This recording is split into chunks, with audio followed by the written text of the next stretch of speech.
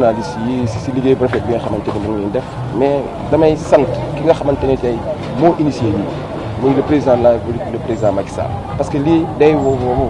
wane rek sa vision ak engagement bi nga xamante ni am na ko pour jëmal le Sénégal kanam donc tey kenn mënul wootee sénégalais bu développé te amuñu cet parce que cet da di loo xamante ni dafa am importance si dëkk mais tey je pense que ni yéen ñëpp remarqué ngeen ni te appel bi nga xamante ni son excellence le président Macky Sall def na ko nit ñi dégg na ko ndax tey ku gis fii cette forte mobilisation bi nga xamante ni tey ñëpp ñëw nañ taxaw ngir bare seen i gox donc tey je pense que ni lii acte citoyen la donc tey Thiès du ñëpp a ko bokk amul kii fële la far amul téléphone la far donc tey gis ngeen ñu ma wër ñëpp si yeneen parti politique la ñu bokk ñu bokk si opposition ñi am ay association ñi am ay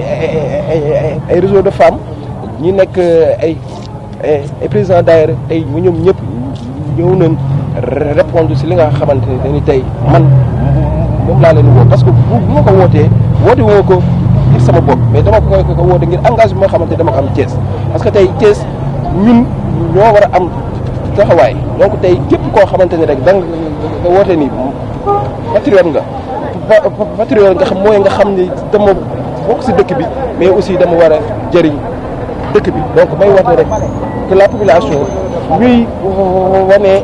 da xar-xaram bu bees nit ki da nga war a xool lan la nga war a defal sa dëkk mais bu rek xool sama dëkk lu mu war a defal te je pense que dañ ko war a commencer ci suñu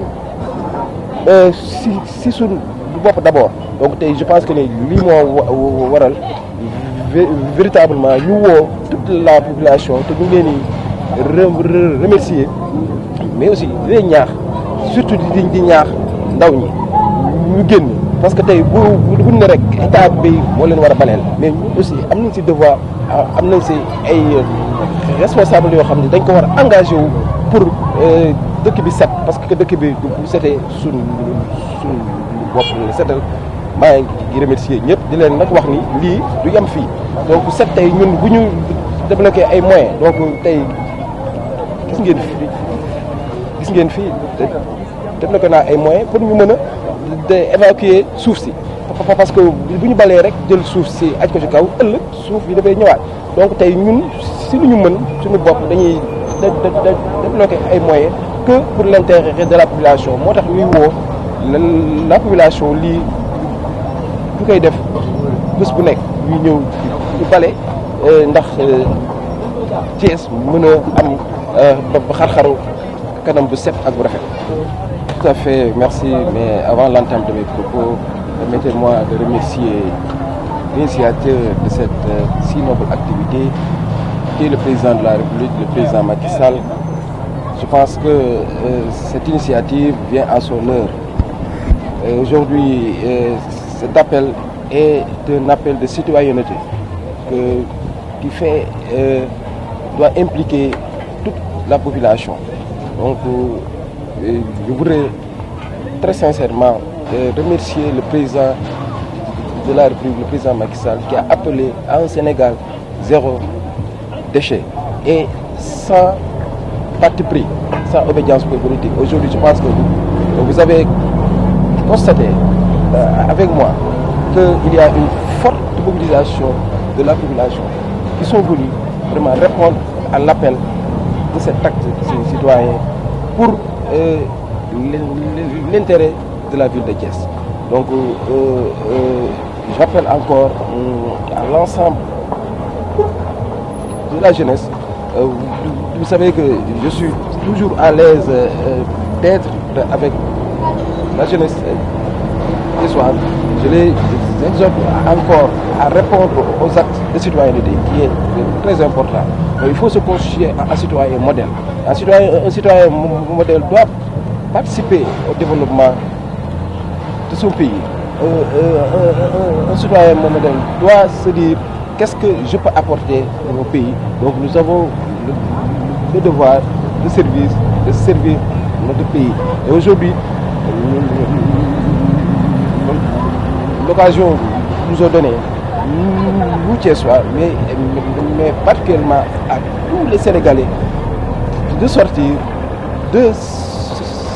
se mobiliser pour organiser des journées de cette setal. Et ça doit être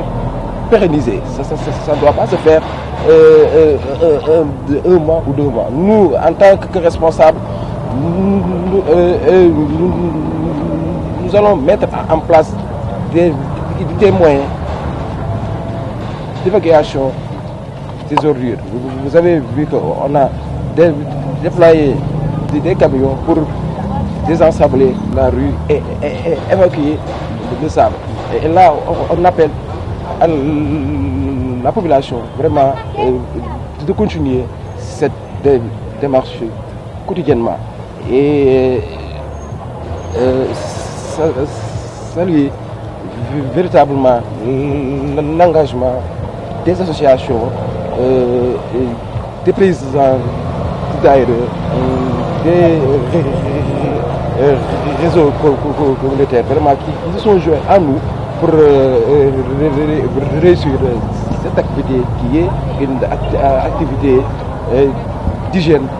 publique. Et je pense qu'aujourd'hui, ce n'est pas notre première journée. Donc vous avez constaté que quand le président Macky Sall a lancé cet appel-là, le mouvement Siggi Jotna a été le premier à répondre à cet appel. Parce que nous, en ce qui nous concerne, en tout cas, nous sommes au service de la population. À tout moment, nous allons poser des actes de citoyenneté pour permettre à notre ville d'avoir un cadre de vie rayonnant. Justement, vous êtes déjà cité en modèle par la jeunesse thiessoise. Aujourd'hui, quel est l'appel à l'endroit de vos autres camarades des partis, mais autres responsables politiques? Quel est le message que vous leur dites? Bon, moi, je pense que ce qui est important, c'est que nous responsables, la chose la plus importante, c'est qu'il faut être près de la population. Et il faut être au service de nos administrés. Et nos administrés, ce ne sont que les populations. Les populations ont besoin de nous pour nous présenter nos difficultés, pour nous présenter nos doléances. Donc je pense que nous, en ce qui me concerne, Abdoulaye Gueye est un homme de terrain et je serai toujours près de la population pour des lendemains meilleurs, mais aussi pour apporter par rapport d'abord à mes moyens ce que je peux leur faire pour qu'ils aient de très bonnes conditions de vie, mais aussi d'être leur porte-parole au niveau des instances supérieures. Et quelles sont vos impressions par rapport à la présence de certaines zones de l'opposition qui sont... Bon, je pense qu'aujourd'hui, il faut saluer cet acte. Et c'est magnifique, exceptionnel. Parce que là, c'est un engagement patriotique, c'est un engagement citoyen. Donc il n'y a pas de parti politique, il n'y a pas de mouvement. Ce qui est important, c'est ce qui nous unit, c'est notre ville Thiès. Et Thiès appartient à tous les Thiessois. Vraiment, je salue cette mobilisation de toute la classe politique, des associations pour vraiment participer